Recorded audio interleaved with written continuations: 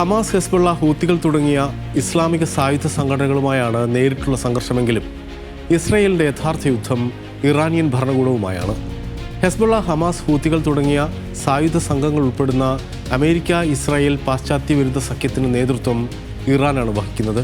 അതുകൊണ്ട് തന്നെ ഇറാൻ ആണവായുധ ശേഷി നേടുന്നത് ഇസ്രയേലിന് അനുവദിക്കാനാവില്ല. 2016 എത്തിച്ചേർന്ന joint comprehensive plan of action പ്രകാരം എത്തിയ കരാറിൽ നിന്ന് 2018 ആദ്യ ട്രംപ് സർക്കാർ പിന്മാറിയതിന് പിന്നാലെയാണ് ഇറാനിയൻ ആണവ പദ്ധതി പിന്നെയും സംഘർഷഭരിതമായത്.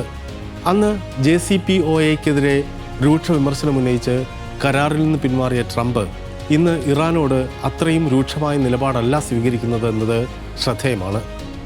കരാറിലെത്തിയില്ലെങ്കിൽ കടുത്ത നടപടി നേരിടേണ്ടി വരുമെന്ന് ഇറാന് മുന്നറിയിപ്പ് നൽകിയെങ്കിലും ചർച്ചകൾക്കാണ് താൽപ്പര്യമെന്ന് ട്രംപിൻ്റെ ശരീരഭാഷയിൽ നിന്ന് വ്യക്തമായിരുന്നു.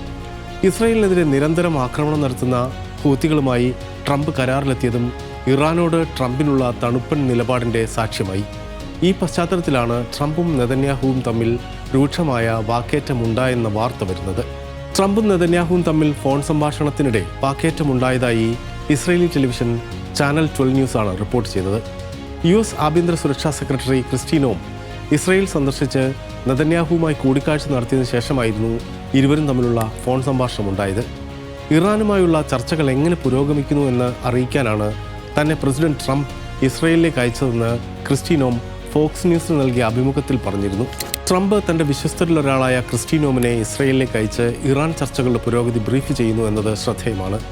ഇസ്രയേൽ സന്ദർശനത്തിന് ശേഷം ക്രിസ്റ്റി നോം പറഞ്ഞത് വരികൾക്കിടയിൽ വായിച്ചാൽ മനസ്സിലാകുന്നത് ഇറാനെതിരായ സൈനിക നടപടിക്ക് ട്രംപിന് താൽപ്പര്യമില്ല എന്നാണ്. ഇറാൻ ഒരു ആണവ ശക്തിയാകാൻ ട്രംപ് അനുവദിക്കില്ല. ഇസ്രയേലിൽ നിന്നുള്ള രഹസ്യാന്വേഷണ വിവരങ്ങൾ പ്രധാനമാണ്. അതനുസരിച്ചുള്ള ചർച്ചകളാണ് നടക്കുന്നത്. അമേരിക്കയുടെ പ്രസിഡന്റ് സമാധാനം ആഗ്രഹിക്കുന്നയാളാണ്.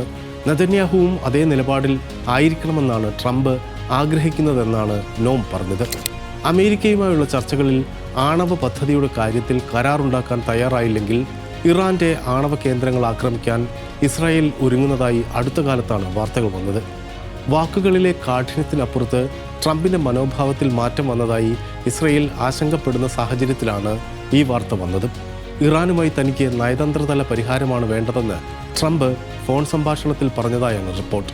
അതേസമയം ഇറാൻ ആണവായുധം സ്വന്തമാക്കുന്നതിലേക്ക് എത്തുന്നതിന് മുൻപ് പ്രശ്നപരിഹാരം കണ്ടെത്തുമെന്ന ഏകാഭിപ്രായത്തിലാണ് ട്രംപും നെതന്യാഹുവും ഫോൺ സംഭാഷണം അവസാനിപ്പിച്ചതെന്നും ഇസ്രയേലി മാധ്യമം പറയുന്നു.